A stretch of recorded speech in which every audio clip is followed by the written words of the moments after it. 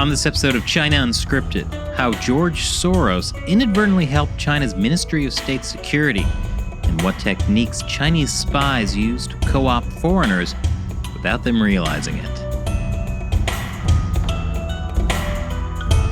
Welcome to China Unscripted. I'm Chris Chappell. I'm Shelley Zhang. And I'm Matt Ganeshta. And joining us today is Alex Joske. He has a new book out called Spies and Lies, How China's Greatest Covert Operations Fooled the World. Alex, thanks for joining us again. Thanks for having me. It's good to see you all. Yeah, the last time we spoke, we were in Australia, right? In 2018. And I was in a toga, right? That's going to take some explaining. Now we'll just put the photo up unexplained. Okay, go ahead. Yeah. So, I mean, you have this new book out, and one of the things that I thought was most interesting about it is you hear a lot about the United Front Work Department. You hear a lot about that if you're somebody who's really interested in China. I don't think anyone on TikTok knows about it. But you think of the United Front Work Department as the one doing these sort of international influence operations. The United Front is actually a branch of the Communist Party itself. But in your book, you say that it's actually a lot of this work is being done by the Ministry of State Security, kind of China's spy agency, to simplify it, which I thought had the reputation of being kind of not so competent. Yeah, that's right. I think people think of the Ministry of State Security, the MSS, as a kind of thuggish counterintelligence agency that's going around roughing up dissidents and Falun Gong practitioners. But the reality is that it has really professional parts of it, but it's an organization with easily well over 100,000 employees. You've got people working in backwater provinces. But then I really focus in this book on a particular bureau of the MSS's headquarters, the 12th Bureau, or the Social Investigation Bureau, that plugs into United Front work, that takes the lead on elite influence operations, and I think is really a hidden force behind a lot of China's influence and power overseas. So when you say like this bureau of the MSS is like sort of taking the lead with the United Front Work Department, like what does that mean? Like, where do these two organizations rank in comparison to each other? Or why you need two groups doing the same thing? Like, what's going on? Yeah, I think there are still a lot of things that we don't understand about how this works, and I hope people write many more books trying to unravel what's going on here. But kind of the way that I look at it basically is that the United Front Work Department has some involvement in covert and clandestine operations, but it itself is not a spy agency. It doesn't have law enforcement powers. It doesn't seem to have the same kind of training and culture that intelligence agencies have. It doesn't seem to have very much foreign language expertise, but that's all stuff that the MSS specializes in. So the way I see the relationship between the two is that the United Front Work Department is busy building up networks all around the world within China, in ethnic Chinese communities, in religious communities, in ethnic minority communities, and so on.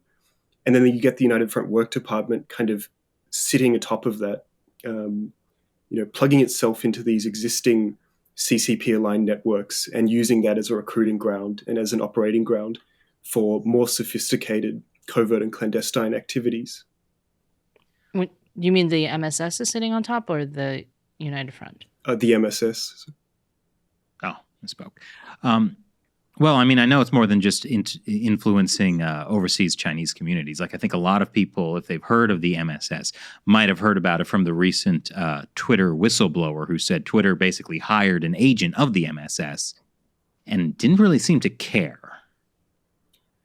I think this, just really speaks to the extent of MSS operations. They're not just working within Chinese communities. As the book shows, they're really working hard against elites. They're seeking to understand and influence political systems overseas, using China's heft as an economic power to build connections. And this case with Twitter is just one example of that. Well, if there are any MSS agents secretly working in YouTube, hello. Yeah, well, speaking of the MSS influencing elites. Well, actually, before we get into that, I was just going to ask, what do you think most people get wrong about the MSS? I think, it's people tend to think that spying is just something that matters to governments and it doesn't really have strategic consequences. It's seen as this thing that governments have to engage in, but it's a kind of war of attrition where you have, the CIA spying on the KGB spying back on the CIA, and they're kind of balancing each other in a way. But what I really try to show is that it's so much more than that, that it's not just about stealing government secrets or stealing advanced technology. What the MSS seems to have really emphasized is elite influence operations. And this is something that has I think changed and affected the way that people understand China and affected international policy on China. So it's something that has strategic consequences. So one of the things I like about your book is that you give very specific examples of this MSS elite capture. And one of the people that the MSS seems to have built a relationship with is George Soros. Can you talk a bit about that? Yeah, it was a really interesting case, and it was really the starting point for my book as well, because Soros himself talked about his run-in with the MSS quite publicly in several different contexts, in his memoir, in a speech at Davos. So he'd been burnt by the MSS and had sort of, lived to tell the tale, essentially. And what happened was that in the 80s, this period, I think, of genuine liberalization and reform inside China, Soros saw this as an opportunity to push his political philanthropy inside China, promote liberal values. So he set up a foundation there. He got a lot of high-level government backing. But I think what he didn't realize is that reformists were really on the out at the time. And very quickly, the MSS basically knocked on the door of his foundation and said, we're going to take over this operation. So they actually used a front group for the MSS to become the partner organization of Soros's foundation in China in 1988, and then were appropriating funds for their own purposes, funding their own international exchanges, bringing visitors over. All the actual liberal intellectuals who'd been funded by the group were scared off. And then in the lead up to the Tiananmen massacre, Soros pulled the plug on the whole operation because working with the MSS is not a way to promote liberal values within China. This was more of a kind of defensive operation, I think, at the time, but it really shows the kind of boldness of the MSS. You had an undercover vice minister of the Ministry of State Security, one of the second in commands of the agency, go directly to Soros and talk to him and convince him to cede control of his organization to the MSS. Did Soros know it was the MSS?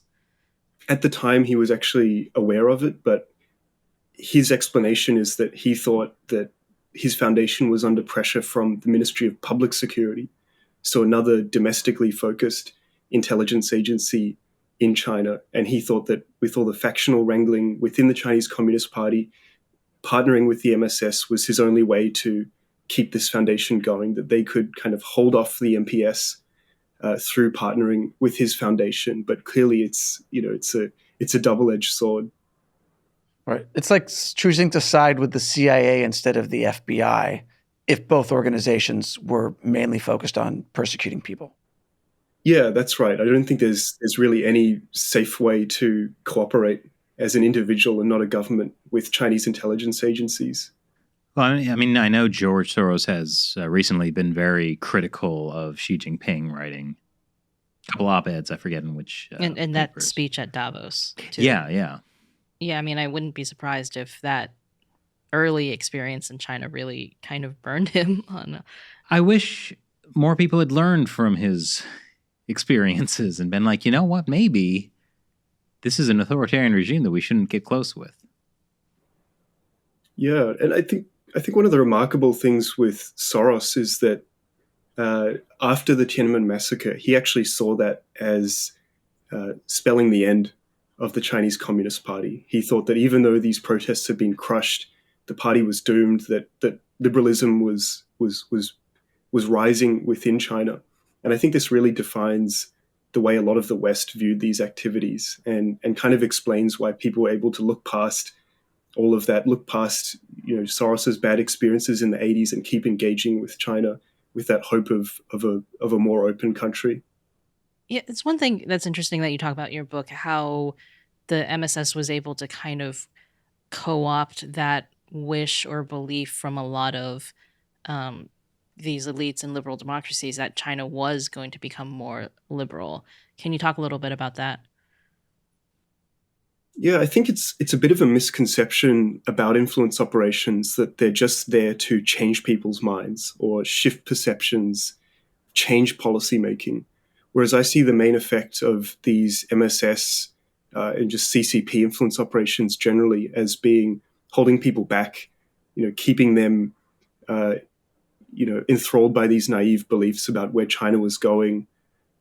So in the case of the MSS, you could see them kind of looking at the way that foreigners understood China, looking at their hopes and dreams for China, that China would become a liberal democratic country, that it would become westernized, that it would slot itself into the existing international order, um, and just playing this back. So reflecting this, amplifying it, rather than seeking to, find those people who are really concerned about the Chinese Communist Party and change their mind. It's just about empowering those who are already saying the things that the Chinese Communist Party wants them to say, giving them access to China, giving them more status, reinforcing those views. So really, they're all about empowerment. That's right. It's a progressive agenda. It's kind of about also reinforcing like people believing that they're right? Like if these people already had these views and then they're being told, oh yes, this is what we're going to do, then they feel more assured that Yeah, I'm Shell, you're absolutely right. I totally agree. yeah, I'm an expert on China. Like I know what they're going to do. They're going to liberalize. That's true. And also really taking advantage of the hope. Yeah. It makes it so hard to push back against because you can't point to someone specifically having their mind changed by the MSS. But these people have nonetheless been influenced by them. They've been encouraged by the MSS. They feel like they've been given privileged access and insights into the direction of the Chinese Communist Party, which in some cases might contradict what the party says publicly. But, when you've had a meeting with Li Keqiang, with Jiang Zemin, and he's told you China's about to become a democracy or is moving towards liberalism, to a lot of people that counts for so much more than what they read in the press. Yeah, of course they're going to have to say the party propaganda out loud, but behind closed doors, that's the real thing. You heard it personally, from right? From Jiang Zemin, great guy. Yeah, you talk about this access cult idea. Is that what you mean? That like people are access cult? Cult. Yeah, essentially. So what I saw happening was that the MSS and also Chinese military intelligence agencies were brokering access between a lot of foreigners and Chinese Communist Party officials. If you go to Beijing, you don't have Xi Jinping's number. You need a contact who can set up that meeting, who can vouch for you, who can use their political capital to convince party leaders that you're worth meeting, that you're essentially a worthwhile target for influence and engagement. And so, for example, you can find, one of the really helpful things about these MSS operations is that they were covert rather than clandestine. So what that means is that you had MSS officers going undercover as think tank scholars, but really living that identity as a think tank scholar and just behaving as publicly as a think tank scholar normally might. And that means there's a lot of public records about some of the things that they were involved in. So I identified one guy as an MSS officer, and then I saw that he was talked about in the memoirs of this American activist who'd gone to Beijing and wanted to help China and Taiwan resolve their differences independently. As an individual, he wanted to kind of sit between this international dispute. And so he went to Beijing. These MSS officers were organizing all of his meetings, and then they offered him a deal. They said, we will get you a meeting personally with Jiang Zemin himself, and you can pass on your advice and your letter about how to resolve tensions with Taiwan to Jiang Zemin in person if you take our side on Taiwan. So I think he didn't take that deal, but it makes it so clear that this is something the MSS really sees as a tool of influence, the ability to offer access to the inner sanctum of the Chinese Communist Party. That really makes me think of Elon Musk and how he had the recent thing about, oh, Taiwan should become a special administrative region of China. It's like who in China was giving him, who is he talking to in China? Who's giving him access? Like, I wonder if this is a case where maybe that idea was planted for him. I don't know. But I mean, he could also just be not kind of naive on foreign policy all by himself. That's true. That's true. But I mean, there's at least the system there. And what I find interesting is this is so different from, I think, what a lot of people think of as spycraft. It's not like stealing documents or playing baccarat and drinking martinis. Yes, that's what spies do. They play baccarat. Yeah. Which means there are lots of spies in China because they all go play baccarat in Macau. Yes, there you go.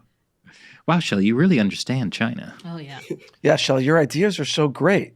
I'm not going to like this, am I? It's just going to keep going. It's a way to undermine praising you. Well, so one of the people that you talk about in your book is you almost have like a whole chapter dedicated to the former Australian Prime Minister, Bob Hawke. Can you talk a bit about how he ended up kind of doing the MSS's work without being an agent or anything? Yeah, he's a really great case study in how these elite influence operations work and also how far back they go. So this was the same Australian Prime Minister who thought of himself as best friends with Zhao Ziyang and Hu Yaobang, these two sort of liberal reformist leaders of the Chinese Communist Party in the 80s, and then was shocked by the Tiananmen massacre in 89, cried in a televised speech when he talked about the massacre shortly afterwards, and then left politics and then was trying to set himself up as a businessman in the 1990s, sort of a typical career pathway for retired politicians. And all of a sudden he gets an offer from the Chinese government inviting him back to visit. And he was really surprised by this. He thought he'd burnt his relationship with the Chinese government by speaking out about the Tiananmen massacre and welcoming tens of thousands of Chinese students to settle in Australia in its aftermath. But he took up this offer. Didn't really know what they had planned for him. And he went to Beijing. He managed to set up a company in China, which basically sort of marketed access to Chinese elites to foreign companies. So a foreign company would go to Beijing. They wanted to get meetings with, the top economic official, and they would go to his consulting company to be able to set up that meeting. But what he never said publicly was that the group that invited him to China was this center for this China Institute for Strategy and Management. And this China Institute for Strategy and Management included as its vice president the same undercover MSS vice minister who was running the Soros case. It included the chairman of a front company for the MSS 12th Bureau, which specializes in elite influence operations. And its secretary general was the son of that guy, who himself was a member of an MSS 12th Bureau organization.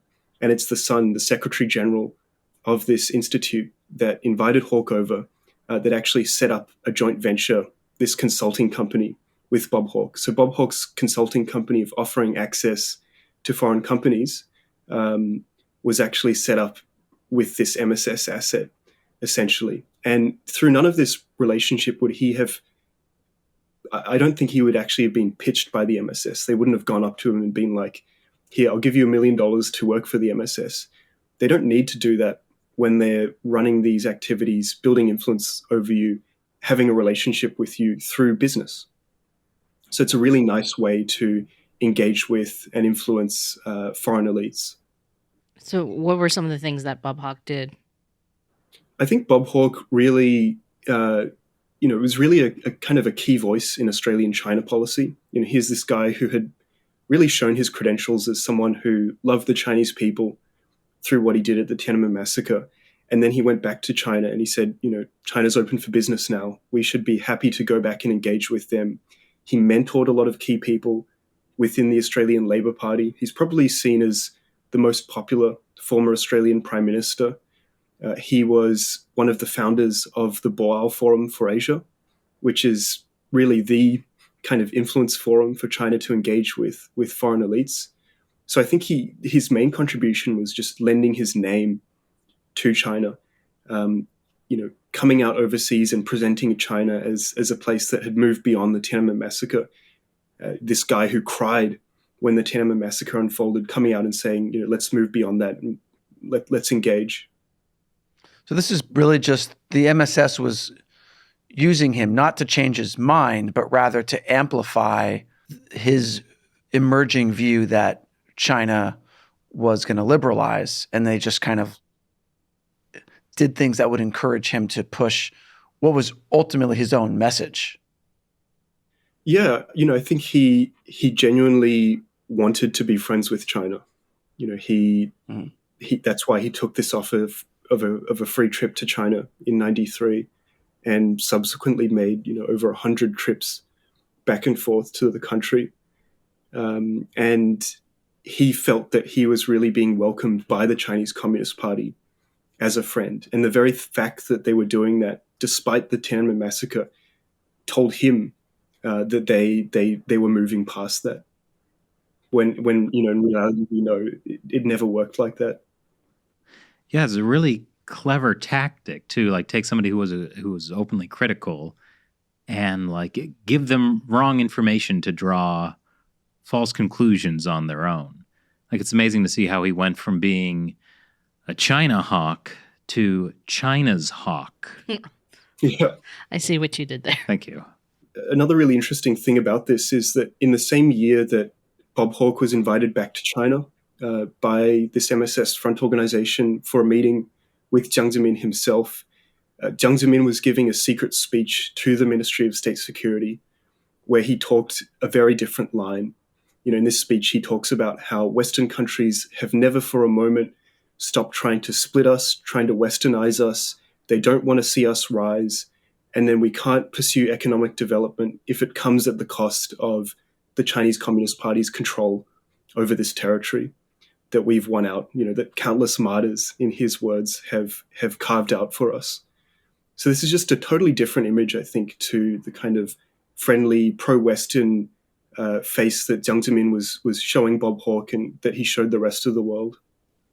Which is interesting because in a lot of the commentary you see these days that sort of the longer telegram, the idea that the problem with the Chinese Communist Party is Xi Jinping. And these people, these China analysts who like look back fondly at Jiang Zemin those days.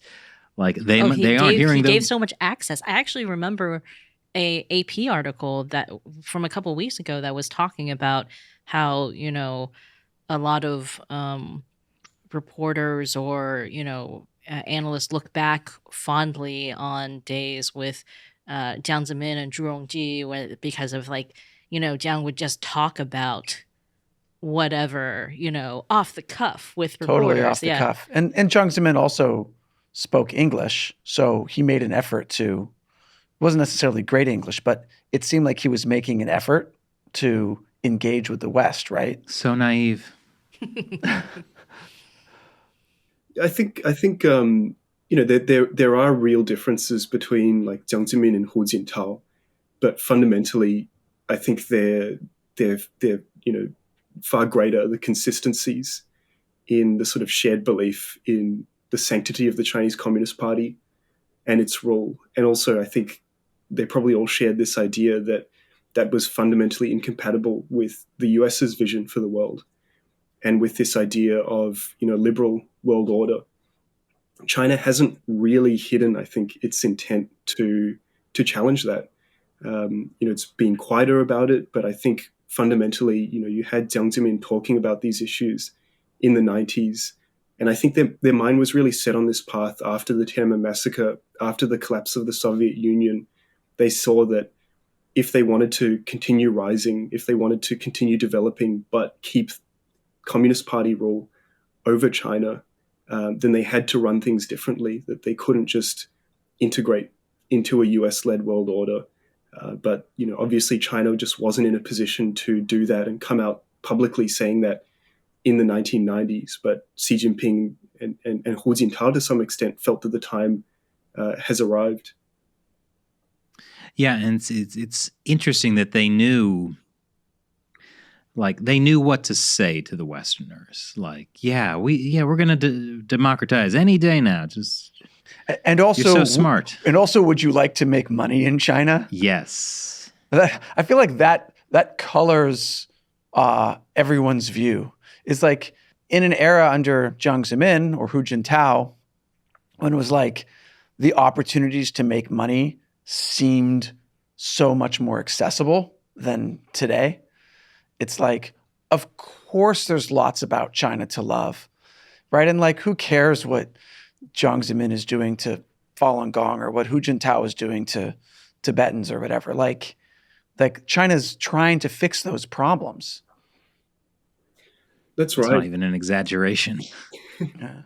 That's right. I think they did a really good job of selling this line, and to me that really speaks to a kind of shared vision in the Chinese Communist Party that is probably more of a consensus view than you have in most Western countries for where the country is going and what objectives they're trying to achieve in the long term. And I think this meant that, even though you had voices inside the Chinese Communist Party, and you still do, who want a more peaceful relationship with the US, who don't want to confront and compete with the United States, who probably want more economic reform and some slight liberalization, I think they're basically all in agreement that, they want to strengthen the Chinese Communist Party, that they want to move towards, a more powerful Chinese Communist Party, and that this is somehow really not compatible with the way that the US sees the world. But let's just keep quiet about that until we can't avoid it and we can't ignore it. Right. I mean, everybody wants peace. Well, almost everybody wants peace. But the thing is, people want peace, but on their own terms. So when China says they want peace, when the Communist Party says it, like they do want peace because they want everyone to peacefully surrender and capitulate to whatever they want. They want to have a peaceful unification with Taiwan by not having to send in the troops. They just want Taiwan to, agree on, to become part of the PRC on the PRC's terms, right? But when America wants peace, we want to have peace, but we also want to have it on our terms, albeit, without the same kind of persecution that happens in China. So I think then I had a really good point here, and I was getting to it, and then I lost the thread of that. So maybe you could follow up, Alex. Well, I think this just speaks to the long-term importance of influence operations to the Chinese Communist Party. This isn't something that they sort of just came up with in the aftermath of the Tiananmen massacre. This is something that goes back well before the MSS even existed. It was founded in 1983, but when did the Chinese Communist Party start doing United Front work? That goes back to 1922, the year after it was founded by the Soviet Comintern. So this is a tradition that predates military work, predates foreign affairs work, even predates technically intelligence work inside the Chinese Communist Party, and that's just influence operations. So they might, there are periods where they haven't been very good at it, but I think it's such a feature of Chinese internal politics, this sort of backroom dealing, this intrigue, this scheming, and it's quite natural for them, I think, for Chinese political leaders to play that out internationally as well and to emphasize that. And that's exactly what we're seeing Xi Jinping do, promoting the head of the United Front Work Department, elevating the importance of its work. And we're just going to see more and more of these MSS influence operations that are increasingly professional.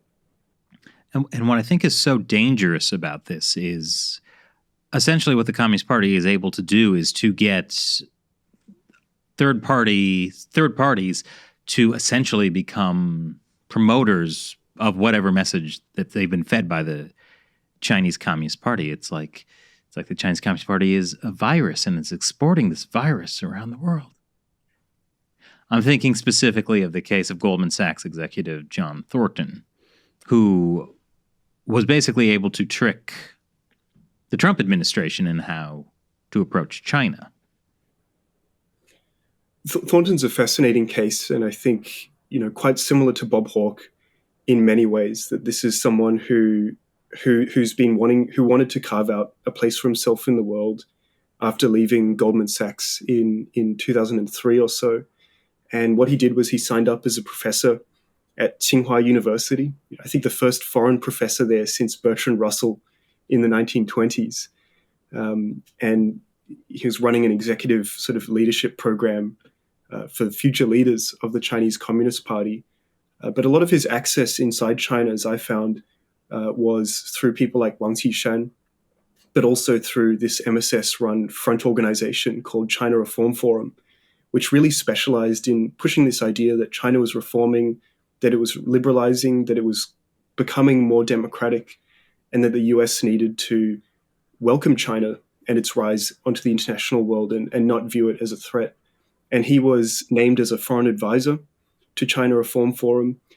He would go for meetings with its staff, not realizing that these were quite literally the same undercover MSS officers who were handling, clandestine assets inside the United States. And I think you can see the impact of that in some of the things that he said publicly. He really fits this mold of someone who feels like they've been given special insight into China's direction. So he came out in 2008 with an article for Foreign Affairs magazine writing about how China was moving towards a democracy, pointing to these grassroots village elections, and how his sources at the top of the Chinese Communist Party were really talking about more democracy within the party, but eventually, more actual elections within China. And this is something that really wasn't backed up by, actual political analysis and scholarly work of China at the time, but he'd been sold this, it seems, by his contacts inside the Chinese Communist Party. And then what happened in the Trump administration, in the Obama years, he supposedly wanted to become ambassador to China, but in the Trump administration, he kind of quite surprisingly rekindled this friendship with, of all people, Steve Bannon, who he'd worked with at Goldman Sachs back in the day, and tried to position himself as a backdoor messenger between the White House and Chinese leaders.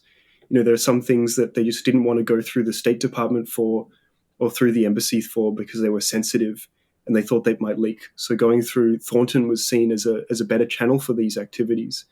But I talked to people who were working inside the White House at the time who claimed that Thornton was really trying to put his own agenda on this, to use his position as a backdoor messenger to help kind of position more sympathetic voices as leads on China policy within the White House. People like Jared Kushner, and this didn't work out in the end. Thankfully, they got Robert Lighthizer, who was a tough negotiator with China. But the fact that someone who had a lot of access to undercover MSS officers who had his opinions shaped by them, as this Foreign Affairs article, I think, indicates, was able to play this role inside the White House. And then no one inside the White House was actually warned about his connections, about security around these kinds of activities, really speaks to the failure of Western governments to appreciate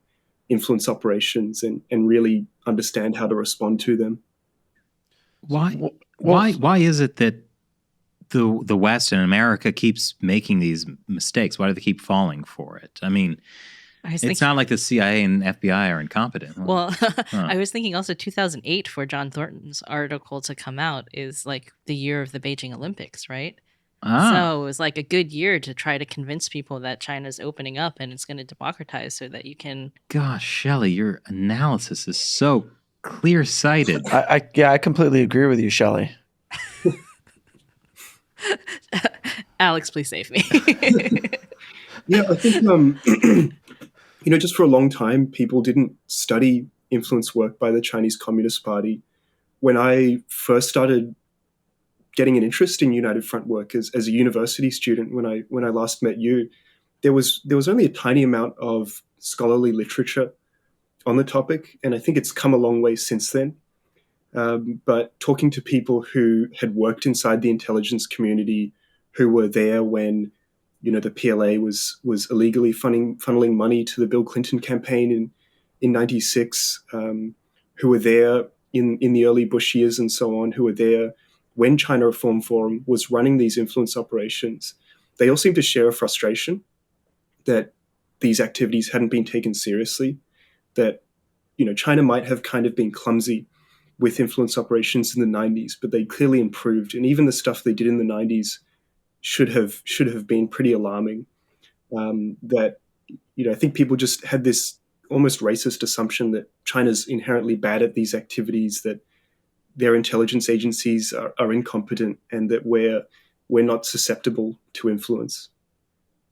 I mean, just think about it. They were funneling money to the Clintons, and who pushed for China to enter, push for free trade with China? It was Bill Clinton, the poster boy of globalism. Well, Bill Clinton, we're all a little bit young for this, but Bill Clinton ran for president criticizing George Bush's China policy by saying he was, backing the butchers of Beijing. Yeah, something like that, helping the dictators, and that like Clinton would make sure that human rights and, trade were, tied. Part of the conversation. Yeah, that's a really good point, Shelley. But then what did he do when he was in office? He did the opposite thing. Yes. Yeah, and I think China realized, James Mann in his book, The China Fantasy, really had great analysis, I think, of Clinton China policy, and just how whenever there was kind of tension between the US and China, and Congress and China, the presidency would basically step in to veto that and roll over it with policies that were, viewed by the presidency as in long-term strategic interest of the United States. But I just think the fact that China was running these activities in the 90s, should have sparked some more introspection and reflection on how we were engaging with it, and what these activities actually showed about China's intentions. But it goes back to this point that I think generally intelligence activity isn't viewed as something with real political or strategic significance. But when you have intelligence agencies brokering access between foreigners and Chinese leaders, that shows that Chinese leaders are to some extent briefed into and complicit in these activities in a way that should cause us to take them more seriously. One thing about John Thornton is he probably thought that he was given a professorship at Tsinghua University because he was so qualified. I mean, after all, he was a big executive. He understood how America worked, how leadership worked. So, of course, he gets that position because he's qualified. He gets his position in the China Reform Forum. I'm saying that wrong. Because he's qualified, right? I mean, isn't that what we all want to believe about ourselves? Yeah, I think it's quite flattering as well to be almost unofficially anointed by China as someone who they trust to be a go-between with the United States, someone who they want to be a kind of China whisperer back in DC. And none of this, involves actually going up to people, handing them cash and saying, now you work for the MSS, because that's totally unnecessary in these kinds of activities when you're encouraging existing views, you're giving them other kinds of benefits, and you don't need to exactly control what they're doing. You probably wouldn't be able to give them specific tasking, but just shaping them, putting them in the right position is a really effective way, I think, of building influence. One thing that strikes me about a lot of the things that you're saying is that none of this is really technically illegal, right? I mean, giving John Thornton an honorary position at the China Reform Forum, it's not something that would necessarily be like, oh, well, you're going to get in trouble with the FBI for that or anything like that. So is that another reason that this is hard for, liberal democracies to track this kind of information? Yeah, I mean, it's not illegal, and it might not have, it might have turned out to be a good thing if not for the fact that China actually wasn't being upfront about its intentions and was moving not in a democratic direction. But certainly within intelligence agencies at the time, if you're like an FBI officer and you want to build your career, you're not going to get that by going after these things that you can't prosecute. You're going to get promotions and medals for catching people stealing secrets, catching people stealing defense information, for stealing economic espionage operations, that sort of thing. But going after political figures is something that is, people want to avoid if possible. It's just messy. and you're not going to be able to get an easy prosecution. And there just haven't been many prosecutions of these activities. So it's a really bad career move to focus on countering influence operations. I mean, it's brilliant when you think about it. Like, instead of like sending a Chinese spy into some corporation to steal, some IP, you just, subtly influence politicians and whatnot to then get the companies to just come to you and give you their IP. Yeah, I mean, a lot of it has I think been about just shaping that broader environment of how China's discussed, who is an authority on China, without necessarily telling them exactly what to say, but picking the people who you want as authorities on China and backing them up, essentially, giving them access. So when I was identifying these MSS officers, these people working at China Reform Forum and other front organizations, I would look at their names on Google Books and find them thanked in the acknowledgements of a lot of scholarly works about China and think tank reports, because they were being interviewed as sources on China. They were being extensively quoted in US embassy cables that have been released through WikiLeaks. And they were going and saying things like, a little bit of chicken feed. So, here's the actual date when the National People's Congress is next going to meet. That's a really nice thing to be able to cable back as a US diplomat in Beijing, but it's ultimately of really no value. And then after kind of establishing their credibility with this sort of chicken feed, going and saying, oh yeah, by the way, me and my friends inside the Chinese Communist Party believe that gradual democratic reform is inevitable, and that our real enemy are the hard left within the Chinese Communist Party, who want to see confrontation with China, and harder US policies towards China will only empower these hawks within the Chinese Communist Party. But also, our main enemy is also Taiwan, and we need to suppress Taiwan independence forces, because that's going to provoke the hardliners within the Chinese Communist Party. Yeah, and then, remarkably, when WikiLeaks cables were released, none of these undercover MSS officers seemed to have been punished for saying these things that contradicted the party line. Almost as if they were saying exactly what the party wanted. So you're saying that the Chinese Communist Party is two-faced? It's got three faces. What's the third face? I'm just saying they're so deceitful. They don't have just two faces. They're just really afraid of losing face.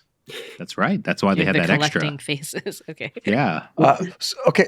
So go ahead, Alex. This is part of why I find discussions about factions in China so interesting and challenging, because in China Reform Forum, you had this group of MSS officers successfully presenting themselves to the West as leading figures in a reformist faction of the Chinese Communist Party that was essentially pro-US engagement and pro-reform, pro-liberalization over the long term. And that almost made them invulnerable in a sense, because when people in the party came out saying things that were really anti-US, it actually strengthened the standing of these undercover MSS officers by being like, oh, now we really need to back these people because they're our actual friends inside the Chinese Communist Party. And you can see this in, for example, Robert Zoellick's 2005 speech, as a senior State Department official, where he announced and articulated the US policy of welcoming China's rise in the world and encouraging it to become a responsible stakeholder. He actually opened that talk by saying, I've just come back from Beijing and had the pleasure of spending several hours talking to people at China Reform Forum, and then talking about how this sort of engagement with China will encourage China to become a more democratic and liberal place. So these people really were seen as the actual reformists within the Chinese Communist Party when they were undercover MSS officers. So basically they're playing good cop, bad cop with us, and we're totally falling for it. Yeah, I think that was how these operations were run. It doesn't mean that they're intimately coordinating with the bad cop. You don't need to have that sort of coordination for this to be successful. There's a symphony of hardline, soft, moderate voices within the Chinese Communist Party, and I think it's more about being able to shape the direction of that symphony, being able to play a part in the more reformist seeming side of that. But I think one of the criticisms of the kind of stuff that I'm arguing is that China couldn't organize a conspiracy like this. What you're saying is that everyone has been briefed into this, that they're all part of it, but it just doesn't actually need to work that way. The MSS was strengthened by the fact that there were people coming out and saying things contradicting them. It gave them better access. It made them seem like more important partners for engagement. Well, do you think this messaging is still effective? I mean, 2008 was already way too late to be saying China's going to become a democracy under the Chinese Communist Party. But especially at this point, can anyone really believe, if their, Chinese contacts are being we really are trying to become a democracy? It's just so transparent at this point that is not happening. I think it's a lot. Or, yeah. Well, I was going to say, actually, that's the whole anti-Xi thing, really.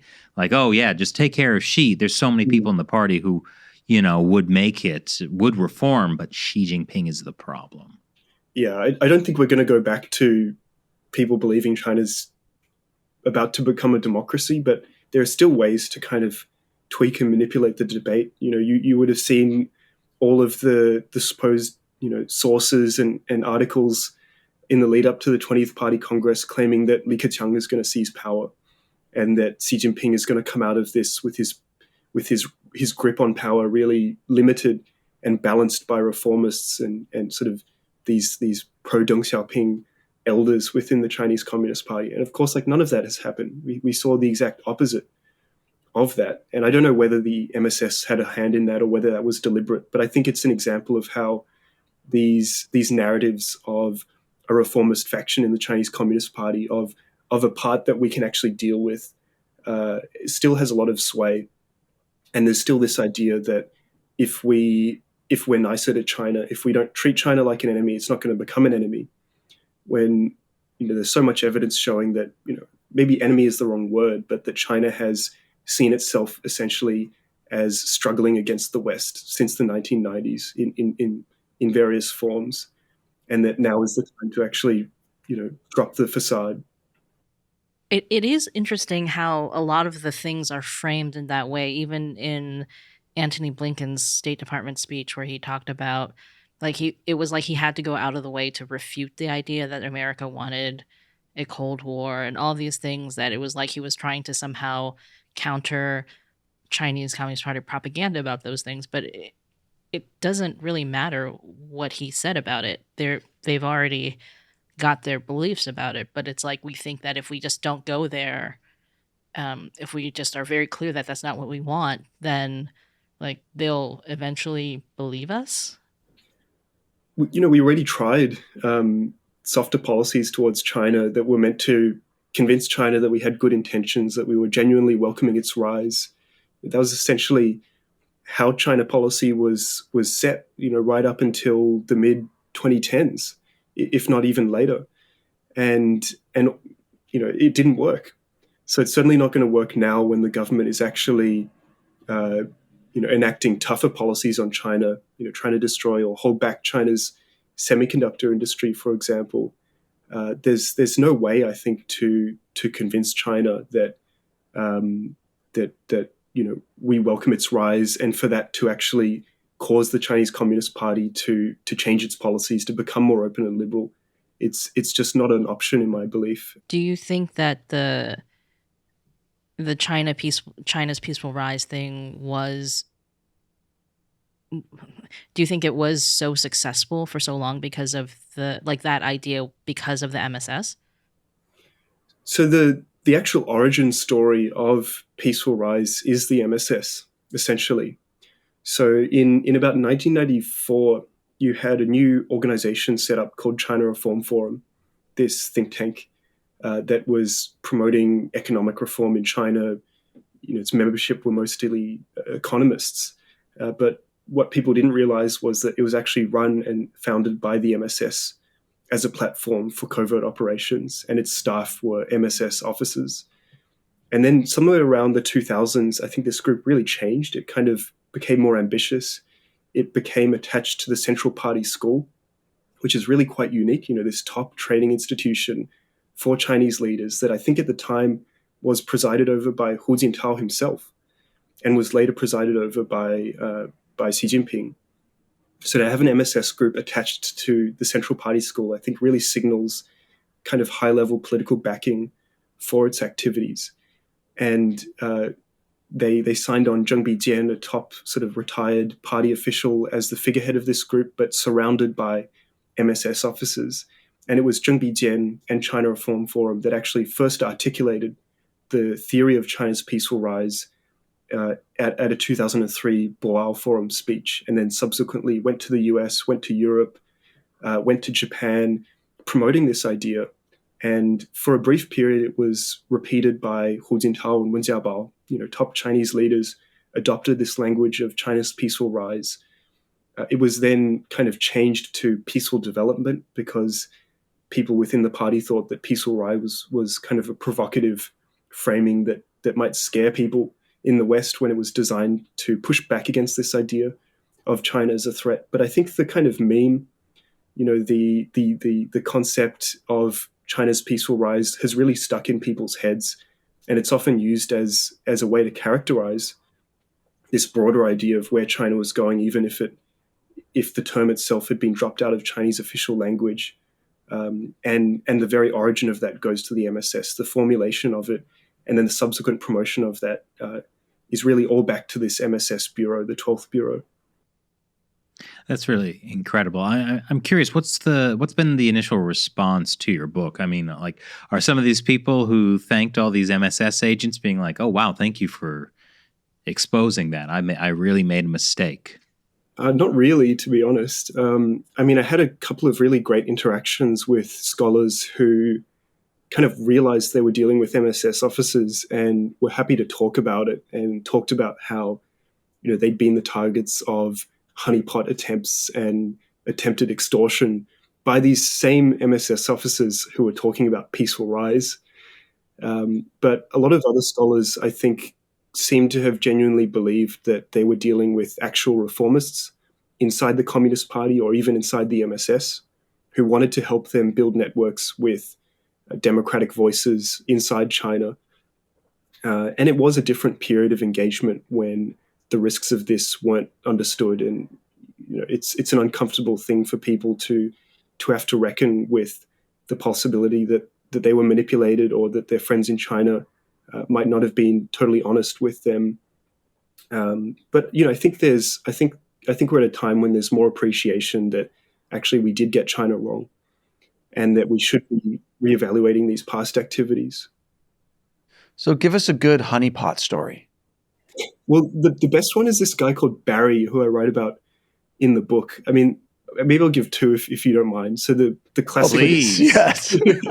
Please. Shelley, leave the room. The classic one is Bernard Boucicaut, this French diplomat in China in the 1960s. Of course, the French would. Yeah, exactly.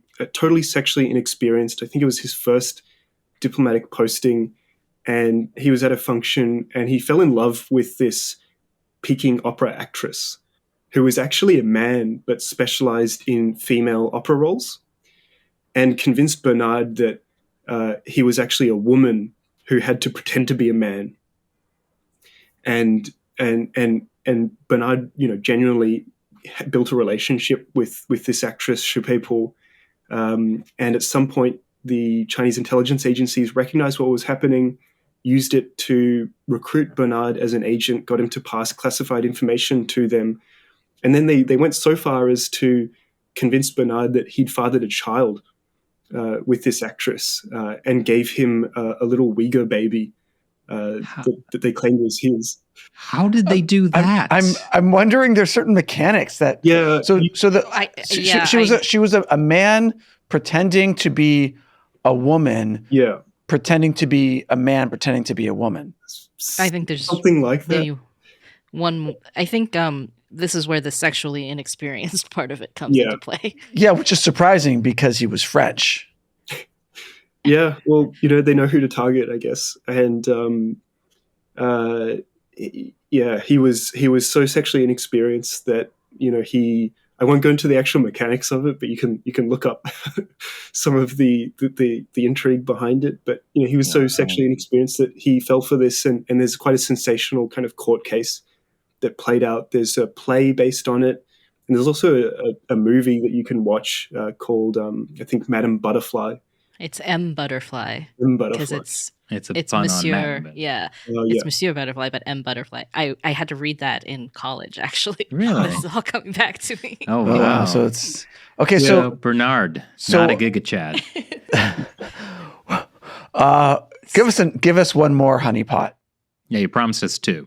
That's right. So that was the old school, sensational, totally crazy honeypot story. But the one that I found through research in my book was talking to a scholar who I realized had been dealing with these undercover China Reform Forum MSS officers.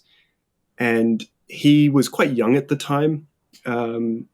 He had some, government experience, but was a scholar and was engaging with China Reform Forum, was getting invited to China to attend conferences, and over a couple of years really built up a close relationship with some of these undercover MSS officers. And they would take him out for drinks, they would bring him over, take him to banquets, and one time they invited him over for a conference. And then when he got there was no conference. And these MSS guys are like, oh, we'll just take you around anyway. So they took him to a fashion show of, as he described it, scantily clad Uyghur women.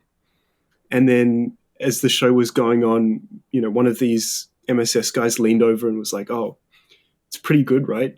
Would you like to go upstairs with them? And, he turned it down. But then the next step in the kind of junket was they took him to a spa, and he called it like an underground water grotto spa where you have these like rock formations and a heated pool and you can kind of hide in the rocks.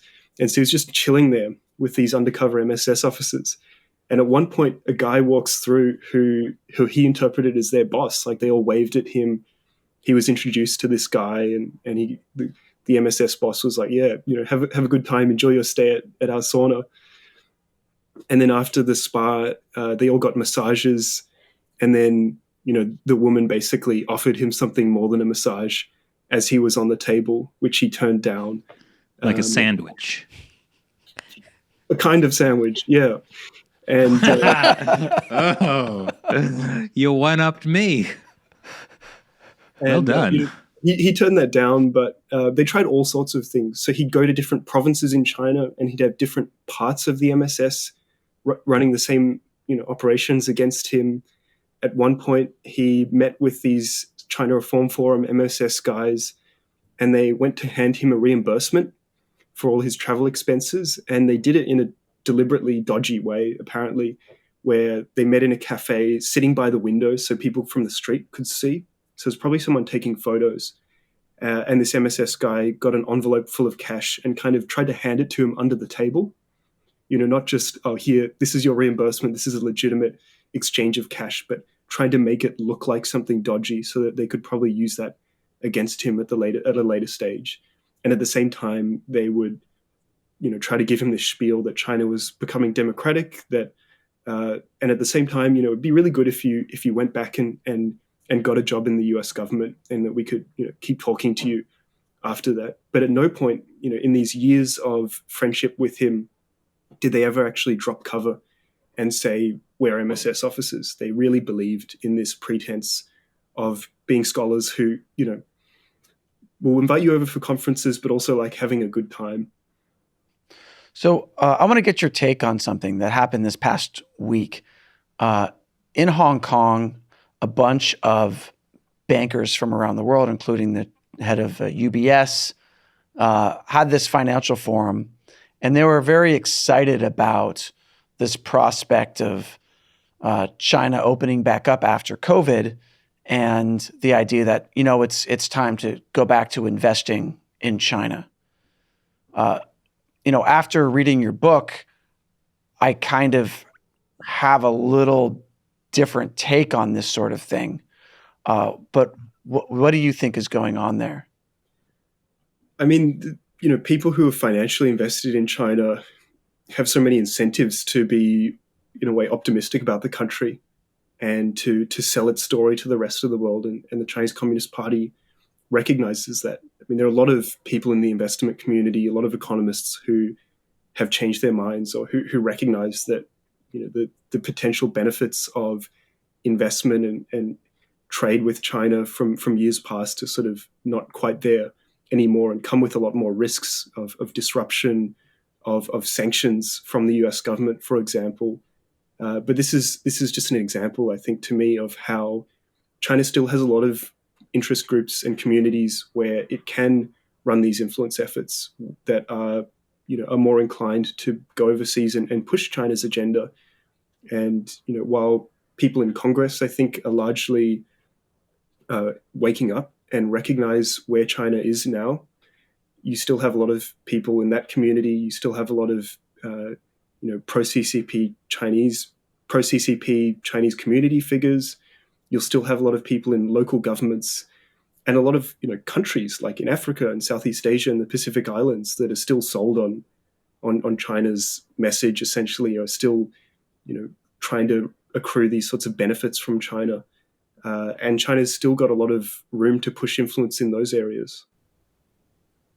Well, I think before we wrap up for the day, it might be worth giving just a little more of a spotlight on the 12th Bureau, since that was such a focus of the book. Like, what are they versus the other bureaus of the MSS? Just kind of like how it all operates. It's really, I think, the most fascinating part of the MSS. Its name is something like the Social Liaison Bureau or Social Investigation Bureau.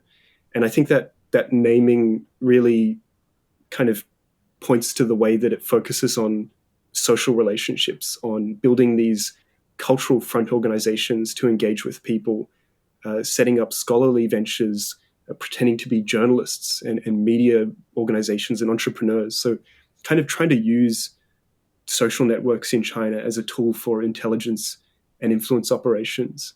And a lot of people kind of view it as an elite part of the MSS that gets some of the best talent and historically has run some of the most effective and ambitious, but I think also quite cautious and patient operations around the world. So there's the case of Katrina Leung, which is another kind of honeypot story.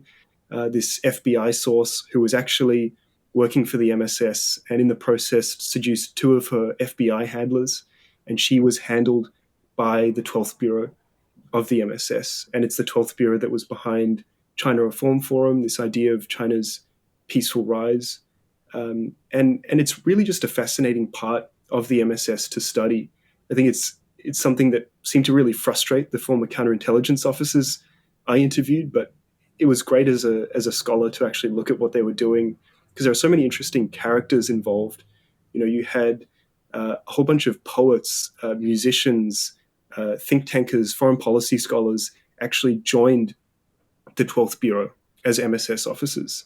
They were recruiting a really kind of eclectic mix of people because of this focus on social exchanges, cultural exchanges, and using that as a weapon for covert operations. Yeah, it's amazing the different types of people that they got to get involved. I mean, if you're a poet, how else are you going to make money? I mean, you know it.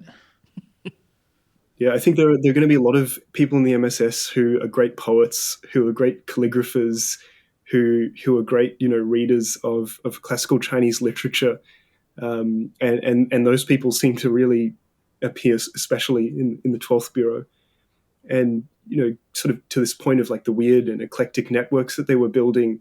I don't know if you ever heard the music of Richard Clayderman in China. I've heard, my mom loved this song, Ballad for Adeline or something, which is a Richard Clayderman song. Yeah, he's like one of the biggest, musicians or artists in China. He's this French pianist who basically writes like elevator music or plays elevator music, really sappy, soft pop, romantic piano. I think in China they call him the Prince of Romantic Piano. And what I found was that his tours of China and his career in China was built up by the MSS 12th Bureau. I don't know exactly why they were doing this. I couldn't get in touch with Richard Clayderman, unfortunately. But maybe it was just a way to send people to France, to an excuse to send officers on these trips abroad. But it's a really creative and fun part of the MSS to study, and also really a really dangerous and effective part. It's like you said, it's a symphony. It's really beautiful. Maybe they really liked his music. I mean, there's a high tolerance for elevator music in China. Look at how much they love Kenny G. Yeah. Oh yeah, Closing Time, right? Yeah. Well, I mean, like, I don't think that's the name of the song. But No. I think that's another song. No. But you've also got Julio Iglesias, the Spanish singer. He was the first foreign singer, I think, to give like a live performance on CCTV. And again, it was organized by the MSS 12th Bureau. So Really? Gosh. maybe, it's kind of absurd. Maybe it was just a way of kind of shoring up their cover and really living this pretense of being a cultural organization. But it makes for fun reading and a fun object of study. Now I'm kind of wondering if like the MSS is responsible for Kenny G's career. Who knows? Maybe. Who knows? All right. Well, I mean, like, it's just staggering the level of the Communist Party's influence operations and just like how smart they are about it. And it's great that you've been able to expose so much of this in your book. Definitely recommend it to anyone watching. There's just, you sample just a bit of it. And yeah, this is an important message for people to understand. What do you think the West can do about this? Yeah.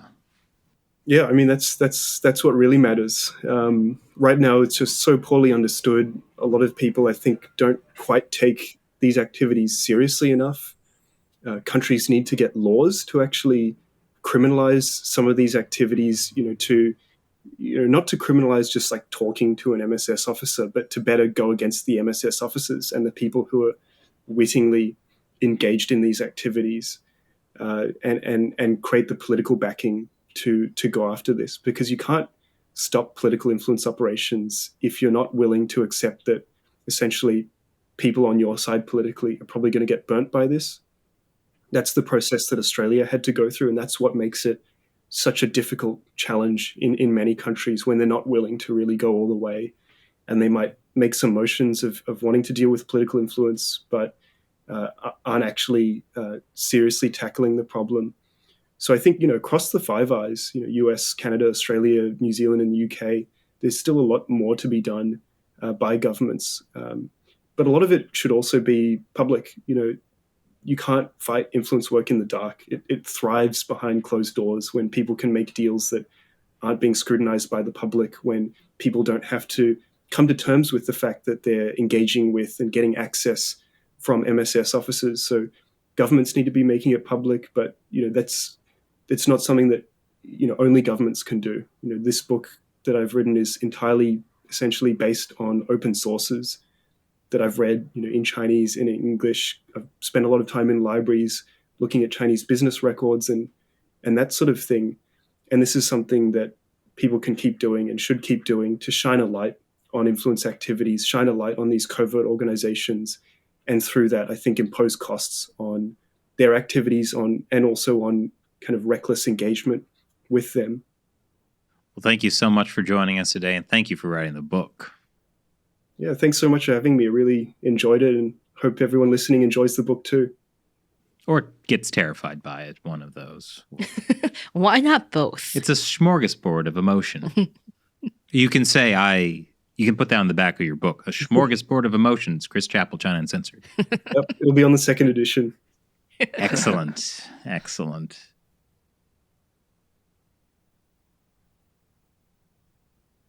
It's really amazing how these, Chinese spies can, pretend to be your friend for years and years without ever breaking. Like, how would you know that maybe one of the people closest to you